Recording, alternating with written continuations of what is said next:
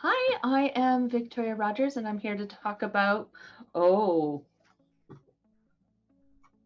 sorry about that, y'all. I forgot to put Twitch on mute, and I scared myself. Okay, that's better, much better. Okay, so hello again. I am Victoria Rogers, and I'm the social media coordinator for the Renegade Game Studios, and I'm here to talk to you about some online play options. So when you think of an RPG, generally you think of people sitting around a table and sharing a story with maps and minis and all sorts of things going on. And so a lot of people, especially now, they're going to be playing online. So I'm going to be talking about a few different ways that you can play online. And while it's not going to be the same experience as sitting around a table, it's going to be a different experience. And it can be just as fulfilling and just as fun and just as good. And you can, yes, you can keep people engaged and away from, you know, online shopping well instead of paying attention, and you can get that. And if people do wander away, well, we'll talk about ways to keep them involved. First off, we're going to talk about theater of the mind. So theater of the mind, no doubt you've heard these words before, and if you're a little unaware of what that is, it's really saying that it's audio based. You use audio. So in our case, it's our voices. We talk, we use words to describe everything. So instead of having a tactile experience of miniatures and maps and tactile and visuals. So this can be a bit of a jump for people.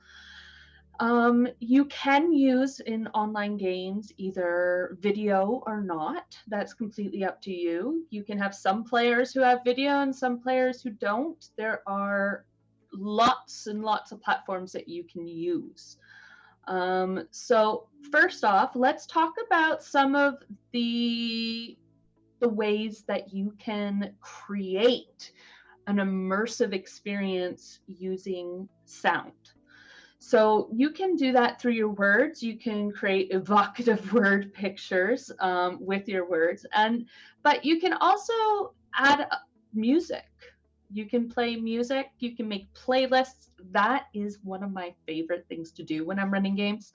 I use playlists all the time, and I will have different playlists. I have my tense mood playlists. I have my spooky, scary suspense playlists. I've got my battle playlists. I've got my, we're just chilling and hanging out playlists. And then I can just quickly click on which one I want when we want to switch it. Or if I'm using a virtual tabletop like Roll20, I can set playlists up right from the go on that, which I'm actually going to talk about a bit later. How do I share my music with my players? That is something Wizard Shred 83 is asking. I can share that. I often use Roll20, but you can also, with platforms like Discord. Discord now you can share or stream, and you can also have like Spotify Discord bots, and all sorts of things with Discord. Discord has really upped their game, especially lately. They've added a lot of new little tiny things in there. That's a common one that I use. You can also just have music playing loudly in the background. You are welcome. If you don't have if not everyone's on Discord, but Discord is great. You can screen share in voice chats, in visual chats as well. So that you can use music. You can use sound effects. So like ambience and sound effects I'll use a lot. Now I'm an audio editor and podcaster, so what I'll do is I'll create music and then I'll add sound effects into them and make like a whole track for people. That's me using my own skills and going above and beyond. But if that is something that interests you, that you want to do, there is a program called Audacity, which is completely free. It's open source, and you can create your own sound effect stuff there.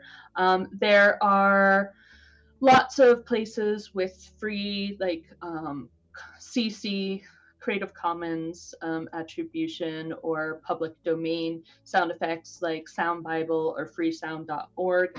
You can find a lot on there as well if you want to go that route. That's a little bit more of an advanced route, but that is a route that you can do. And then that can bring us to ambience. So ambience, how do you give ambience? You have your music, you have your sound effect, you can use your tone of voice, you know, if you want something to be a little suspenseful, you can lower your voice. How do you feel in this moment? You can do those sorts of things, but you can also, if you're using video chat especially, like there's nothing stopping you if you want a more spooky atmosphere to have candles going around you or putting on a hood, you know, with your candlelight, or you know, you can have other props around you. Really just ham it up and play into it, because it just adds a lot of fun, and that can add a visual cue and to what the session is like, and that is, you know, bringing that visual cue that people sometimes miss when you're playing online. Exactly, Goldfinch gamers, robes. You can totally have robes on there. So now for video audio conference, the most common programs that people are using are Skype, Google Hangouts, Zoom, Discord, and Slack. Now Zoom, it's only free for the first 40 minutes, and then after that, it ends. So it's really, if you want to have short sessions, sure, or you don't mind stopping every 45 minutes and restarting a call, it might be a good way to get up and stretch and have breaks every 40 minutes. Yeah, so that's an option unless you pay for the free one where you can have an unlimited thing. But Google Hangouts, Skype, Discord, Slack even, those are all great free video and audio conference platforms that you can use. Oh, yep, and Google Meet. So now this brings me to, how do you keep people engaged when they're standing right in front of their computers? I know I've been guilty of going and doing some shopping online when a game's been on. And for me, what it was is, it was later at night, it was past my bedtime, the session was going a bit longer than usual, and I was checking out. I was just thinking about bed. I was ready for the session to end. Everyone else seemed to have a good time, so I was just like, okay, I'm just gonna hang out here. And it happens. So first off, the first rule is, don't worry about it. I know as a GM, sometimes it can be rough, especially, you know, if people aren't paying attention, and as long as they're not being disruptive, let them. You don't know what's happened in their day necessarily. They could be really tired. Maybe they didn't sleep. Maybe their kids were up late last night, sick. And so now they're just kind of pooped out. Maybe they're stressed, they're worried, something, and they're not fully present. That's okay. So as long as they're not disruptive, just let them be. However, we do want to keep people involved because we don't want boredom to be the reason for it. And it makes it more fun for everyone to be involved. So, yeah. Oh, yeah. How's that? I just talked. Okay. Yay. All right. So, where was I? We do want to keep them involved, and we do want to keep people engaged. So here's some some tips to trip them up, to keep them involved. So you can refer to them by their character name. Don't call them by their real name, their player name. Call them by their character's name. And the reason why is this subconsciously keeps them thinking in character. They're now no longer Dave, they're now Ronaldo. And they now have to think how Ronaldo thinks. And it's just a really simple, subtle way to keep people going. And non-social deduction games. Ooh. No, I don't have. Okay. And chat's talking about Jackpot party games. So split the party. And I know people think, what? You're gonna say split the party? Isn't that the worst thing you can possibly do? First off, as a party, you don't want to be split. But as a GM, you're gonna have two groups of people. How are you gonna keep them involved at the same time? Because you can't. There's only one of you, and there's gonna be one group that's sitting there. Ha ha! There's a way to do it. You can't do it all the time, because if you do it all the time, it's too much. But it is a trick that you can use every other session or so. So change the scene constantly, back and forth. Go from this group to this group, this group to this group, and keep them on cliffhangers at the end of each thing. So we're going to do a little exercise here. We're going to do an exercise here together.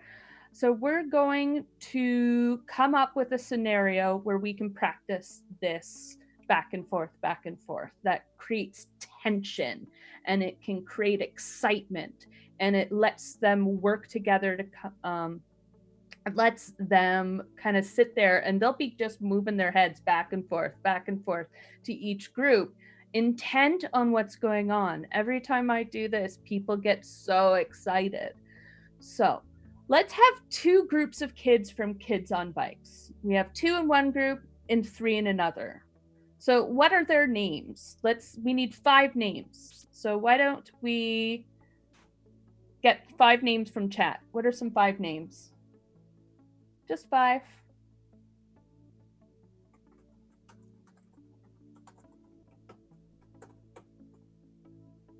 We got David.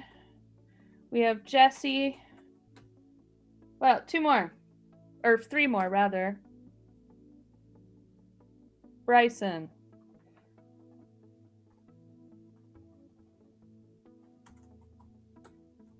Oh, I wish I could spell. Bryson, Shannon, and Ella May.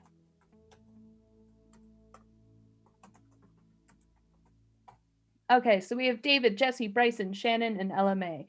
We have David and Jesse are in group 1.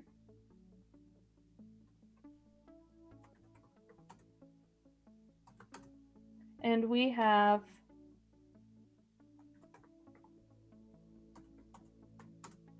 Bryson, Shannon, and Ella May in group 2. So here we go. And what are David and Jesse investigating? They are investigating something. And this is Kids and Bikes. So it can be very Scooby-Dooey. It can be very Stranger Things. It can, what are they investigating? Chat, throw some things out there, and we can throw a whole bunch of ideas out into chat, and we can vote on them, because we can do a poll.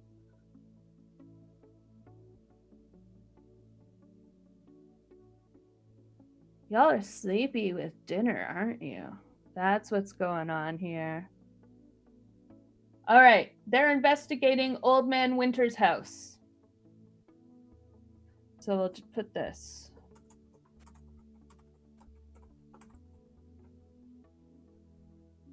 Okay, here we go. We got another idea from Goldfinch Gamer. Mysterious unidentified sound in town. Ooh. That's a good one. So why don't we have a poll for those two? We can do house or sound.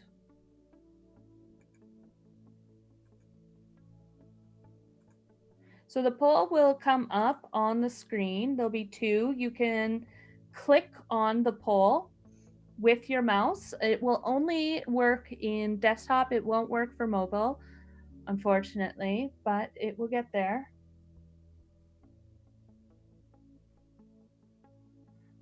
And I'm sorry if y'all can hear some people are apparently mowing their lawn right next door to me, just on the other side of this wall. So if you hear some groans, that's what's going on. Yes, it is the sound we need to investigate. Investigation of the lawnmower. All the time, 24/7. Someone sounds like someone's mowing their lawn. All right, so the sound wins. We have a mysterious, unidentified sound. So then we have Bryson, Shannon, and Ella May. Who are they talking to? They have gone to talk to someone about this sound. Well, the other two are gone to like try to track this sound down, investigate it. The other two are asking questions from someone. So who are they talking to? Who's this person in town that they're talking to, chat? Throw a bunch of ideas out there. We can vote on them. This is interactive. So who are they talking to?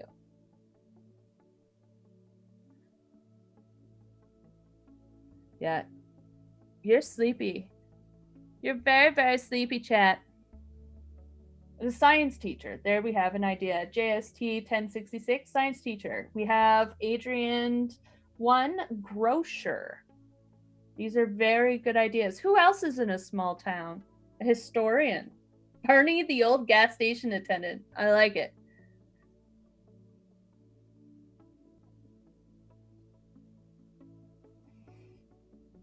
The farmer.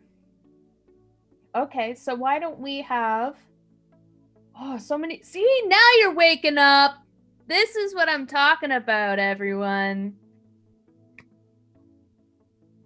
We gotta go with Barney, right? I mean, I love good old Barney. So why don't we have Barney as an option in the poll? And I like the wax museum front desk person. So front desk, wax museum, or just museum. That's a fun one. And the science teacher is a good one. And Mildred, the spinster who runs the old boarding house. So that will go up in a second. All right, teacher Barney, the museum, or Mildred? We have 2 named NPCs already. This is great.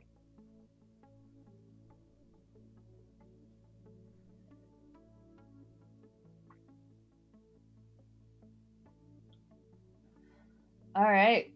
Oh, wow. So Barney's in the lead. Oh. We now have a tie between Barney and Mildred. We need that tie to be broken. Someone break that tie.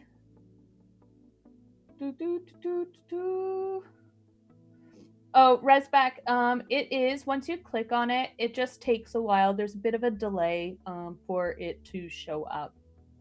It went through when you clicked on it. Big money on Barney. Well, we have a tie. So, well, if Mildred's a spinster, I think this is what we're going to do. Oh, okay. No, we're not going to do my idea. I was going to say Barney was Mildred's brother. And they're tied again. So how about Barney and Mildred are brother and sister? And Barney is the gas attendant and Mildred runs the boarding house. And they live together. Neither one of them married. All right. So that's... Yeah, the boarding house has a gas station. Why not? It's a really small town. Okay, so they're talking to Barney and Mildred. So what are David and Jesse trying to achieve? What are these two trying to achieve here? By where are they going? What are they doing? What is their end game to investigate this mysterious unidentified sound? They want to identify the source? Where are they going to identify the source?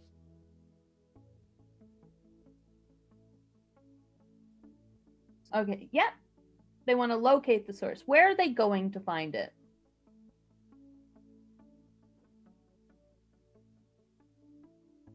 Okay, so they want to locate the source.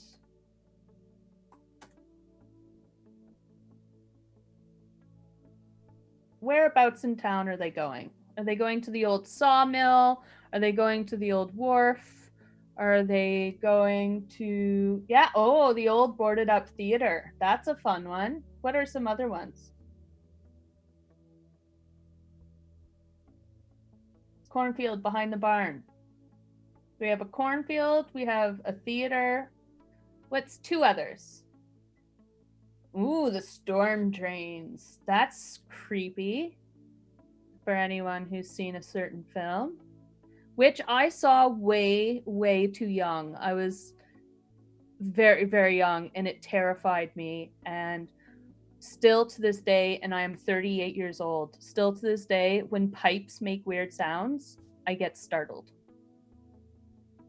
I was traumatized by it. I saw it when I was about 10, and I don't advise it to show it to a 10-year-old. Don't do it. Okay, so for this poll, we have the theater, we have the cornfield, storm drains, and the dump. Lovely places to go. Let's see. Theater, dump, drains, or the cornfield? Where'd they go?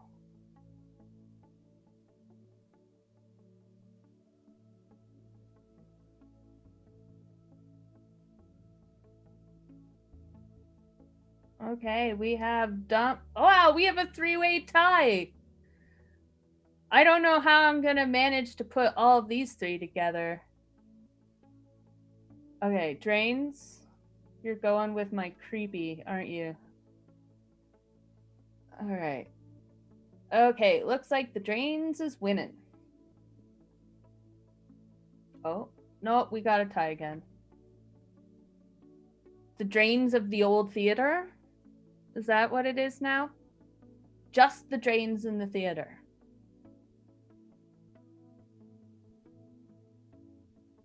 And the theater's winning now. Wow, this is a roller coaster.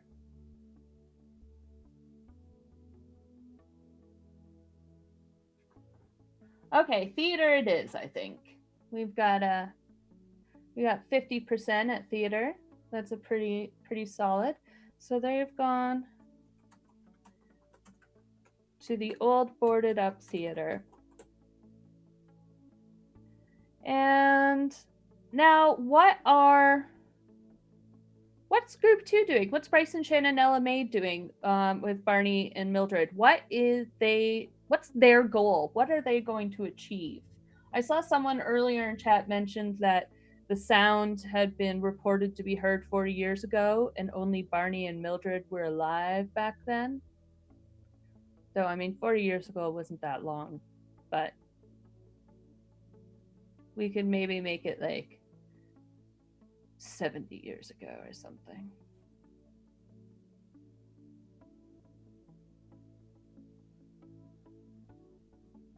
Phantom of the Theater drains.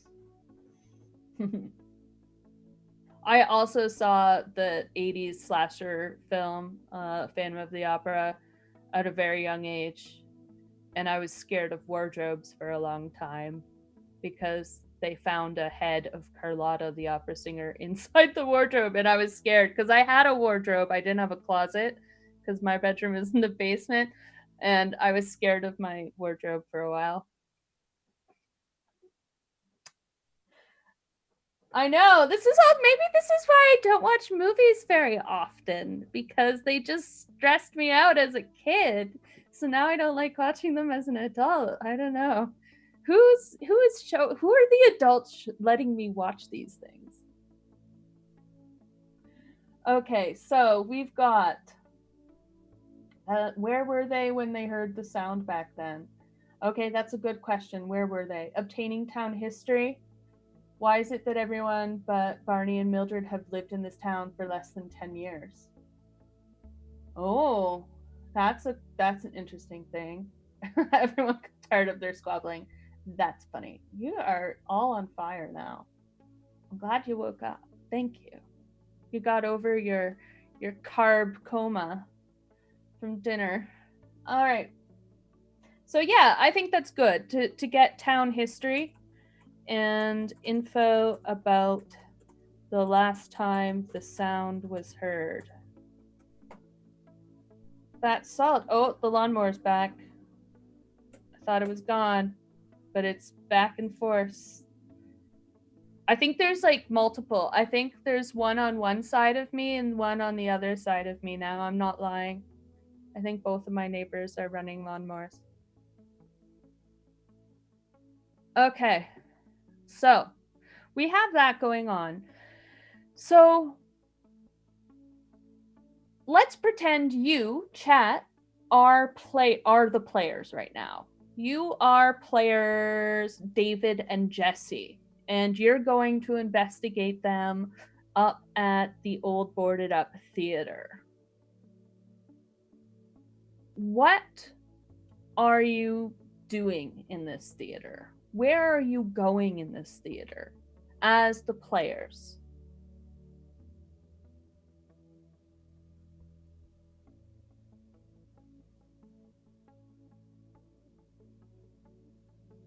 I'm catching up on chat. You're making me laugh. As the players, what are they doing? Playing chicken. I mean, yes, that is something kids would do. They're gonna check out the orchestra pit.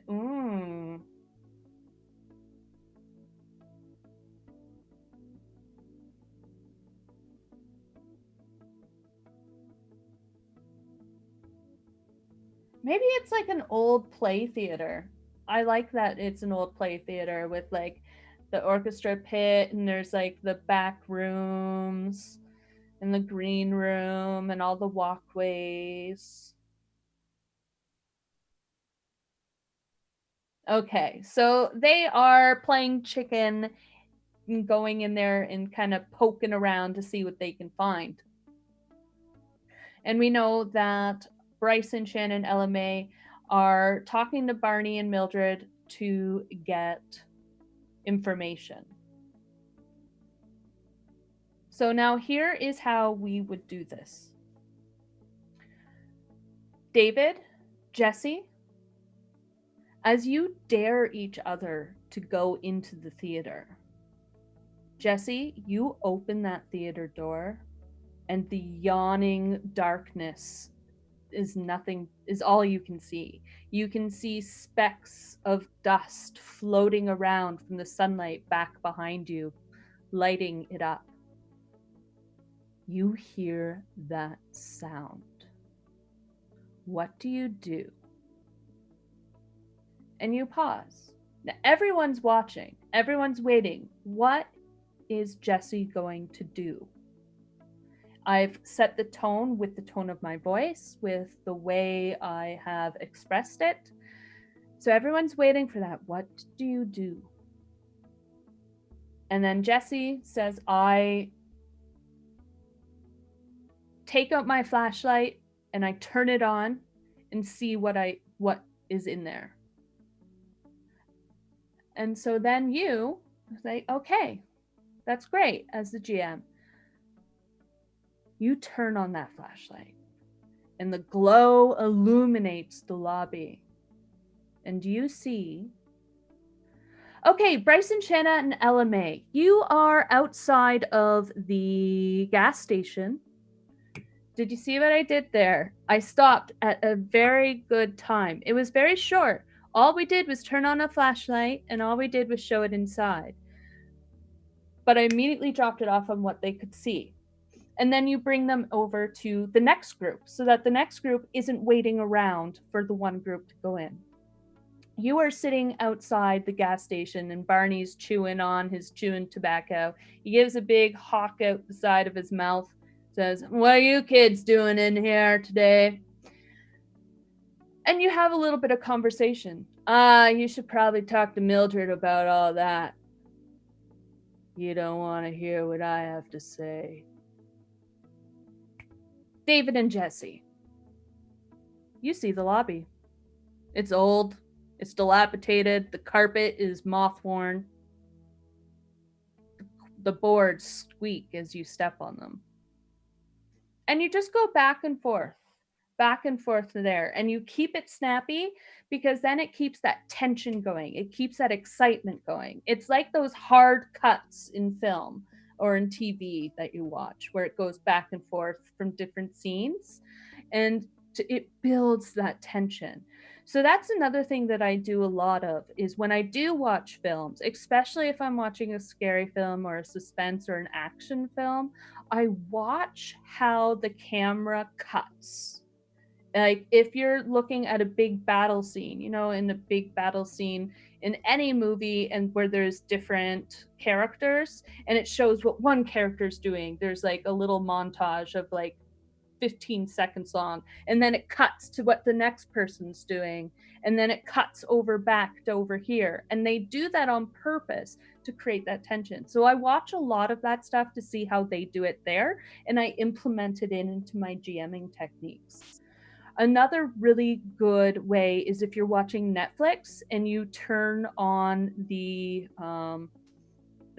closed caption and the descriptor stuff, because if you read all of that and see how they describe scenes, especially combat, and you can really utilize that because it gives you snappy, good, descriptive ways that are concise to convey your meaning.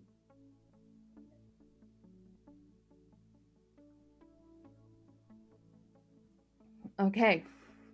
So, and then also noticed that what we just did is we played a game online. I asked you questions, you answered, and we created a story together. And that's exactly what RPGs do, right? It's a collaborative story. And that's what we just did. We had quite a few people speak up and getting involved in chat. We had you engaged. You were engaged in our little mini game. And then there were the other people who are just lurking, they're just viewing, they're, have this on in the background as they do other things.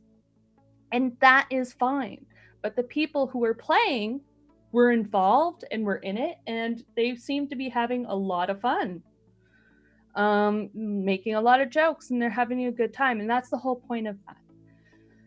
So what you should be doing too, to keep people involved, is ask questions.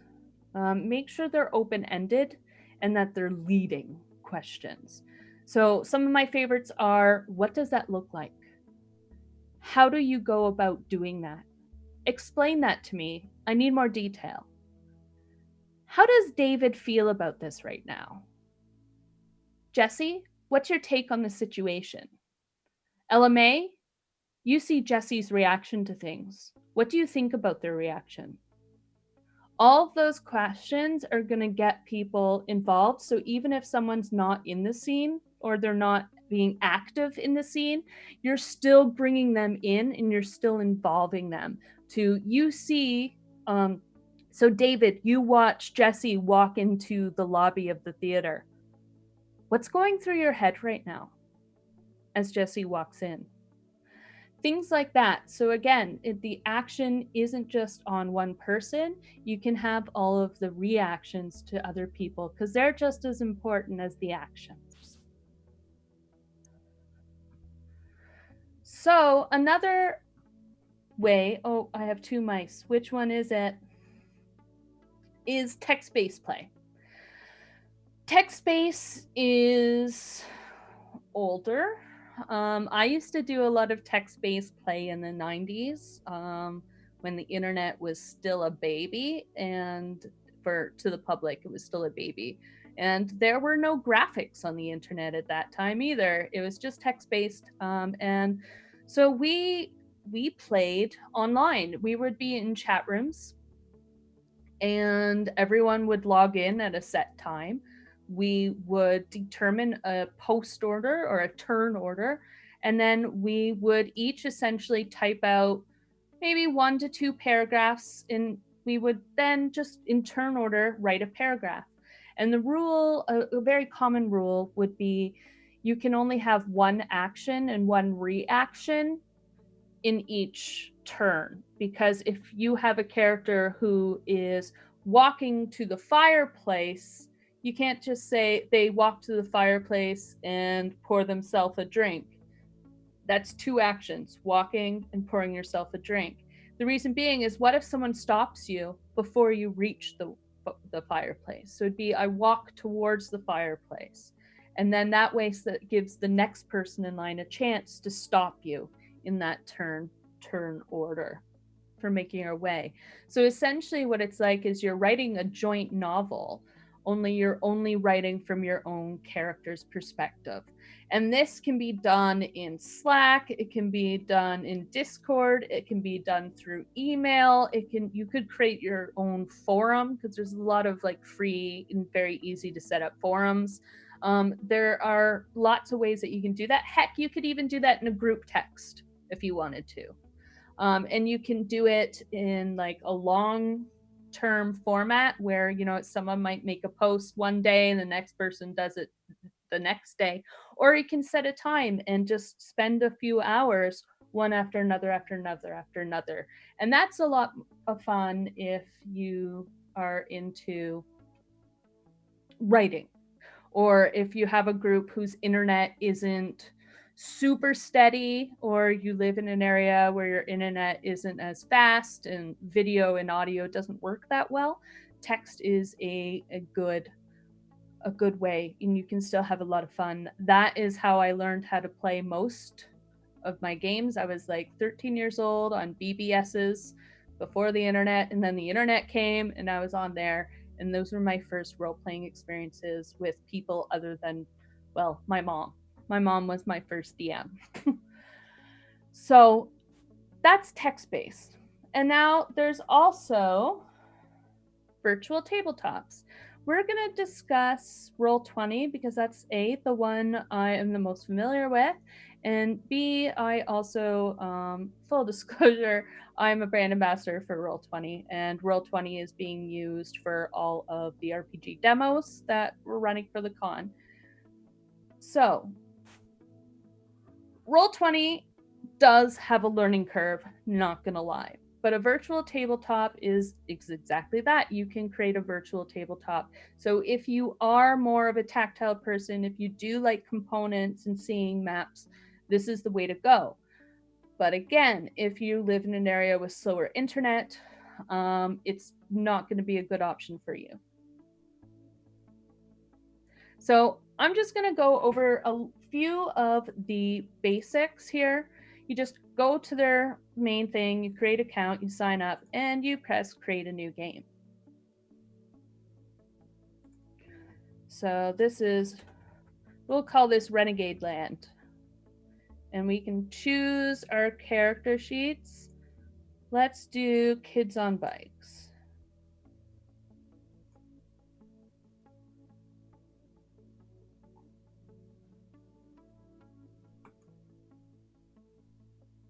Okay, so now we have our basic game set up. We have Renegade Land, we have our kids on bikes, character sheets, and then we press launch game.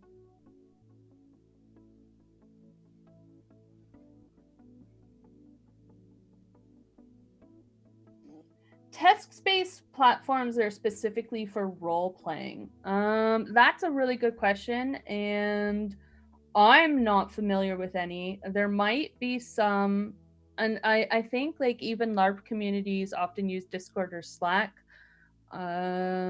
Those tend to be the two most common ones that I run into. Slack, again, it's more professional. Discord was created with gamers in mind. It was intended for gamers.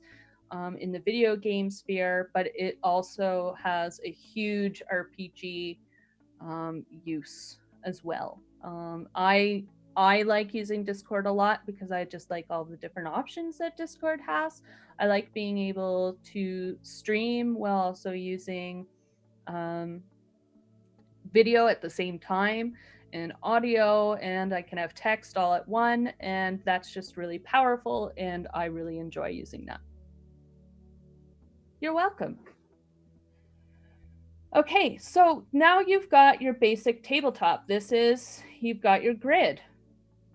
And this is your simple thing. Now, you can just take a map. I'm going to I created this map and then I uploaded it. In order to do that, you go up to the art library and you can upload your own art and assets, or you can buy them from the marketplace. Now, I have an unlocked version of Roll20 because I stream for them as well. I'm actually part of the Learning Roll20 show with Carlos Luna for them.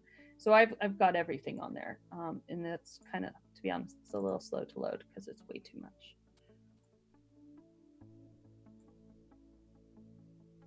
So I'm just resizing this. This is a map I made on Incarnate.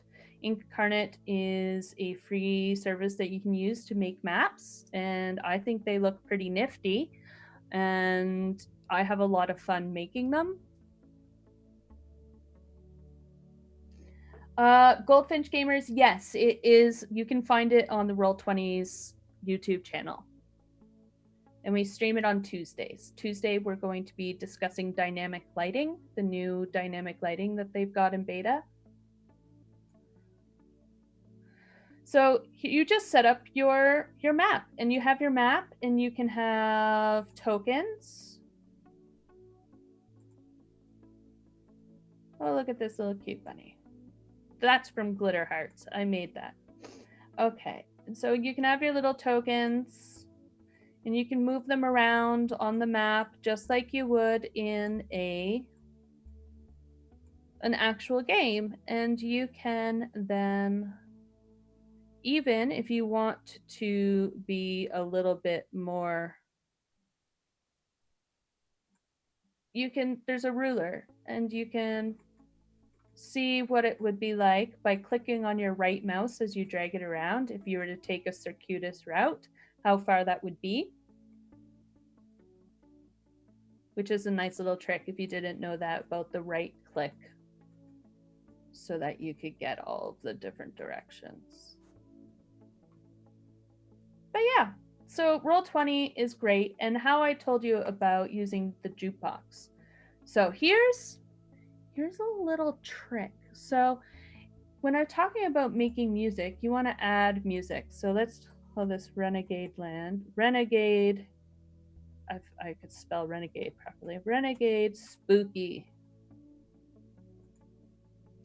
So we want to add songs there. Now we can go to Manage Audio, and we can go to Tracks.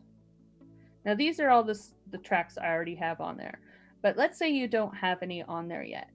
I like going to Incomtech. Now Comtech has hundreds of songs. So finding the song that you want can be very difficult for the exact mood. Let me let you in on a little secret. It's not really a secret, but a lot of people don't know that you can do this.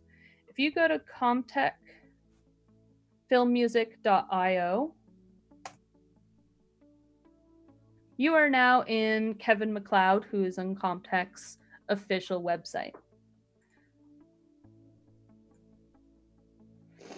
And then you make a free account. This is all free. This is all Creative Commons Attribution Licensed music, so you can use it in your game.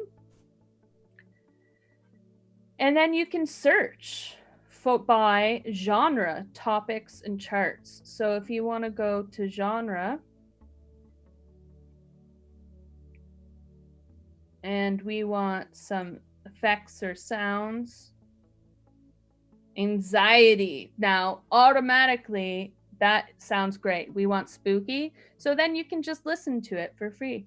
And you just like, okay, yeah, I want anxiety in my playlist. And then you just type in anxiety.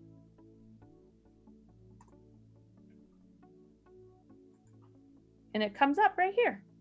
And then you can just add that to a playlist. So that's the URL. The URL, oh, you can't see it. So the URL, I'm going to type that in chat for you.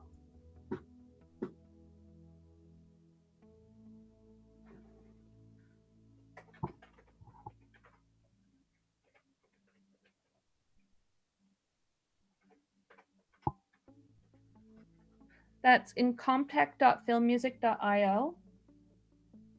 Because that way you can just easily search for the music that you want, and then you just type in the name in the search in the jukebox section of Roll20, and that way you can create some really compelling and immersive playlists to create things. And that's pretty much the basis. This was a very quick overview. Do you have any questions for me about playing online?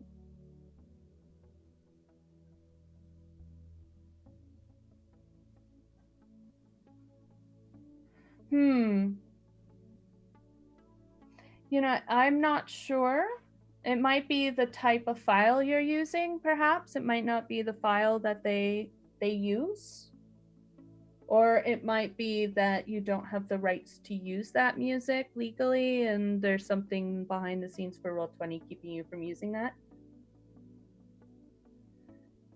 And yeah, there is very limited storage if you do have the free account. And so that's one thing about Roll20 is that, yeah, you can use it for a lot of basic stuff, but that's what's nice about the playlists and using Incomptech and being able to search it on his website is because you don't have to have that storage space. Any other questions?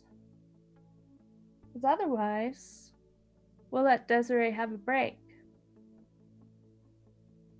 Desiree's running the tech all day. I think, can we get some hype for Desiree in chat? Because I think she deserves it. She's been at this since the early hours of the morning. All right. Well, that's it for online play. Tune in. We've got some great stuff coming in. And have a great night, and remember to play your game.